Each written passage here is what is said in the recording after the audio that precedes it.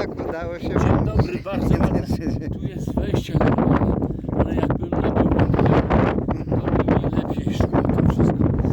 A tu jest Tereska. Tereska też. Normalnie. No, to udało się. Ja się dziwię, że w ogóle już prawie wyszliśmy już z 3 godziny temu. Już czekamy na was.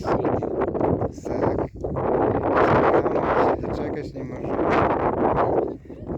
Witam panie Terenie. Co, dała radę czy nie? No, czekamy przez cały czas. Gdzie Nie, żeśmy tylko nie ja idę poszli. swoim